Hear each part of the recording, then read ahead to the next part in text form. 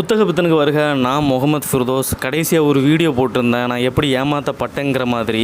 அதை போடுறதுக்கு எனக்கு துளி கூட விருப்பம் இல்லை தான்.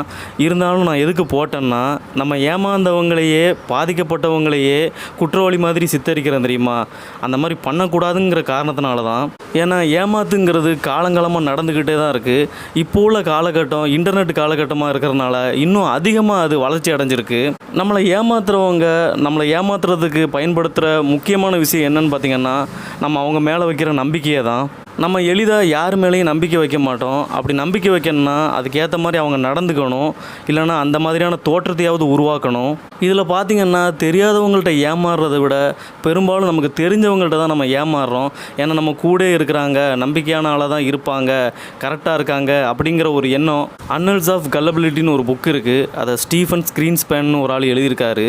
அதில் எப்படிலாம் நம்ம ஏமாற்றப்படுறதுங்கிறத அதில் சுட்டி காட்டியிருப்பார். உதாரணத்துக்கு ரிலேஷன்ஷிப்பை வச்சு ஏமாத்துறது எப்படி, மதத்தை வச்சு ஏமாத்துறது எப்படி, ஃபினான்சியலாக ஏமாத்துறது எப்படி, இந்த மாதிரி அதில் பல வகைகள் இருக்கும். இதில் ஃபினான்சியல் தான் ரொம்ப முக்கியம். பணத்துக்காக தான் நம்ம அதிகமாக ஏமாற்றப்படுறோம்.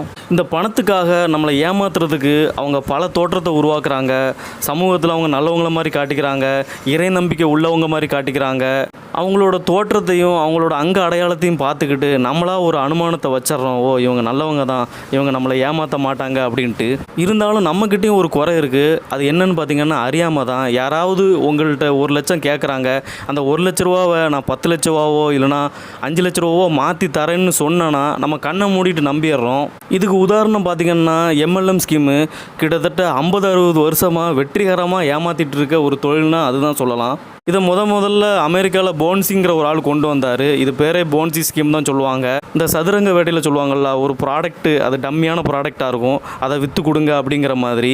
உங்களுக்கு கீழே 2 பேரை சேர்த்து விடுங்க, அவங்களுக்கு கீழே 2 பேரை சேர்த்து விடுங்க, அப்படி சேர்த்து விட்ற ஆள்கிட்ட இருந்து 5,000 ரூபாவா வாங்குங்க அப்படின்னு சொல்லுவாங்கள்ல. கடைசியாக என்றைக்கா ஒரு நாள் அது கொலாப்ஸ் ஆகும். அதுக்கப்புறம் எல்லாருமே ஏமாந்தது வெளியே வரும். இது காலங்காலமாக நடந்துக்கிட்டு தான் இருக்குது. இப்போ ரீசெண்டாக நீயா நானாவில் பார்த்தேன், ஃப்ரான்ச்சைஸுங்கிற பேரில் அவங்க எப்படிலாம் ஏமாத்துறாங்க.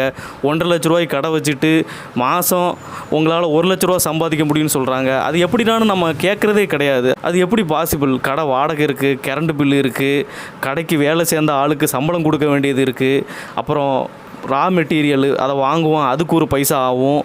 இதெல்லாம் கழிச்சிட்டு போக தான் நமக்கான லாபமே பார்க்க வேண்டியது வரும். இவ்வளோ விஷயங்கள் இருக்கிறத நம்ம கண்ணை மூடிட்டு, ஓ அவங்க சொல்லிட்டா அது உண்மையாக தான் இருக்கும், தொழிலே தெரியாத இருந்தால் கூட பரவாயில்ல, அவங்க தான் பண்ணித்தரேன்னு சொல்கிறாங்களா அப்படின்னு சொல்லிட்டு நம்மளும் பண்ணிடுறோம், இல்லைனா பணத்தை இழந்துடுறோம். இப்படி தான் ஏமாத்துறாங்களான்னு பார்த்திங்கன்னா, இதை விட அட்வான்ஸாகவும் நம்ம ஏமாற்றப்படுறோம். உதாரணத்துக்கு 2011 ஒரு டாக்குமெண்ட்ரி வந்துருந்துச்சு, மணி எக்ஸ்பிளைன்ட்டு. அதில் கெட் ரிச் குயிக்குன்னு சாப்டர் 1 அதில் சொல்லப்பட்டிருக்கும். அதாவது நம்ம எந்த மாதிரியாக ஏமாற்றப்படுறோம் அப்படின்ட்டு ஆன்லைனில். அதுலேயும் இந்த பம் அண்ட் டம் ஸ்கீம்னு ஒன்று கொண்டு வரானோ, இதை எல்லாருமே ரெக்கமெண்ட் பண்ணுறாங்க. அதாவது ஏறிச்சுன்னா அதில் பணம் போட்டுனா உங்களுக்கு லாபம் கிடைக்கும், இறங்குச்சுன்னா அதில் நஷ்டமாகும், ஏறுற மாதிரியே காட்டி லாபத்தை வாங்குற மாதிரி சொல்லுவாங்க. இப்படி எல்லோரும் ஏமாறுறத முன் வந்து சொன்னால் தான் மற்றவங்களுக்கு அது ஒரு விழிப்புணர்வாகவே இருக்கும். அதை சொல்லாமல் இருந்துட்டானா அது ஒரு பிரச்சனை. அப்படி ஏமாந்தவங்க வெளியே வந்து சொல்கிறாங்கன்னா அவங்கள வந்து குற்றவாளி மாதிரி சித்தரிக்கிறது, அவங்கள ஒரு காமெடி பீஸாக பார்க்குறதே வந்து ஒரு தப்பான விஷயம். ஏன் அவங்க வேணுண்டா போய் ஏமாறுறாங்க? ஏமாத்திரம் அவ்வளோ டேலண்ட்டாக இருக்கான், தனக்கு ஒரு அடையாளமாக சித்தரிக்கிறான், தனக்கு பின்னாடி ஒரு பிம்பத்தை உருவாக்குறான், தான் எப்படிப்பட்டவங்கிறத முதல்ல காட்டிக்கிறான், இவ்வளோ வேலைகள் செய்கிறான்.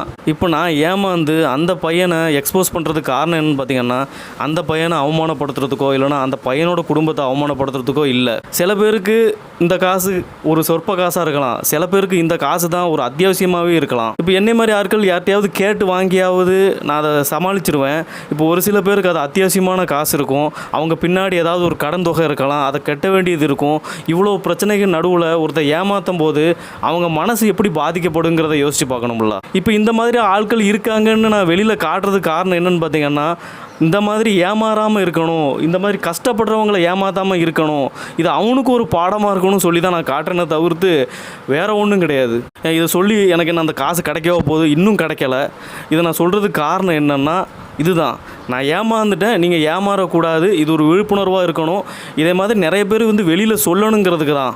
நான் என்னோடய வீடியோ போடும்போதே ஒரு சில பேர் நக்கலாகவே அதை கமெண்ட் பண்ணியிருந்தாங்க, உனக்கு எதுக்கு இந்த தேவையில்லாத வேலை, எனர்ஜி இப்படி அசால்ட்டாக தூக்கி கொடுத்துட்டீங்க அப்படிங்கிற மாதிரி. மாதிரி ஒருத்தன் பாதிக்கப்படுறத வந்து முன் வந்து சொல்கிறான்னா அந்த இடத்துல வந்து நக்கலாக கிண்டல் பண்ணுறது, கமெண்ட் போடுறது.